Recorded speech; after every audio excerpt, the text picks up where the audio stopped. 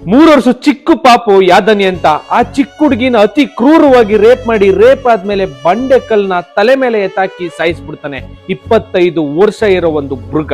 ಅಲ್ಲಿಂದ ಕೋರ್ಟ್ಗೆ, ಮತ್ತೆ ಅಲ್ಲಿಂದ ಜೈಲ್ಗೆ. ಇನ್ನು ನಾವಂತೂ 4 ದಿನ ಕ್ಯಾಂಡಲ್ ನ ಇಟ್ಕೊಂಡು ಜಸ್ಟಿಸು ಜಸ್ಟಿಸು ಜಸ್ಟಿಸ್ ಅಂತ ಕೂಗ್ಬಿಡ್ತೀವಿ. ಅದಾದ್ಮೇಲೆ ಸೋಷಿಯಲ್ ಮೀಡಿಯಾದಲ್ಲಂತೂ ಒಂದು 4 ವಿಡಿಯೋ ಜಸ್ಟಿಸ್ ಫಾರ್ ಯಾದನಿ ಹ್ಯಾಶ್ಟ್ಯಾಗ್ ಖತಮ್ ಮುಗ್ದೈತಿ ಇಲ್ಗೆ. ಇನ್ನು 1 ವರ್ಷಕ್ಕೆ ಮತ್ತೆ ಸೇಮ್ ರಿಪೀಟ್. ಯಾಕೆ ಹೇಳಿ? ಇಂಥವ್ರನ್ನ ನಮ್ ಗೌರ್ನಮೆಂಟ್ ಏನು ಮಾಡ್ಕೊಳಕ್ ಆಗಲ್ಲ. ಅದಕ್ಕೆ ಇನ್ನು ಬೇರೆ ದೇಶದಲ್ಲಿರೋ ರೂಲ್ಸ್ ಏನು ಗೊತ್ತಾ? ಈ ತರ ಇನ್ಸಿಡೆಂಟ್ ಆಗಿದ ತಕ್ಷಣ ತಲೆನ ಕಟ್ ಮಾಡಿ ಬಿಸಾಕ್ತಾರೆ, ಕತ್ತರಿಸಿ ಬಿಸಾಕ್ತಾರೆ, ಶೂಟ್ ನ ಮಾಡಿ ಬಿಸಾಕ್ತಾರೆ. ನಮ್ ದೇಶದಲ್ಲಿ ಏನ್ ಮಾಡ್ತಾ ಇದಾರೆ ಹೇಳಿ? ಪ್ರೊಟೆಕ್ಟ್ ನ ಮಾಡ್ತಾ ಇದಾರೆ. ಇಷ್ಟು ಚಿಕ್ಕ ಹುಡುಗಿನ ಆ ತರ ಮಾಡಿದಾನಲ್ವಾ? ತುಂಬಾ ಜನ ಹೇಳ್ತಾ ಇರ್ತೀರಲ್ವಾ, ಹುಡುಗಿರ್ ಬಟ್ಟೆಯಿಂದಾನೆ, ಅವ್ರು ಹಾಕೋ ಬಟ್ಟೆಯಿಂದಾನೆ ಇಷ್ಟೊಂದು ರೇಪ್ಗಳಾಗ್ತಾ ಇದೆ ಅಂತ.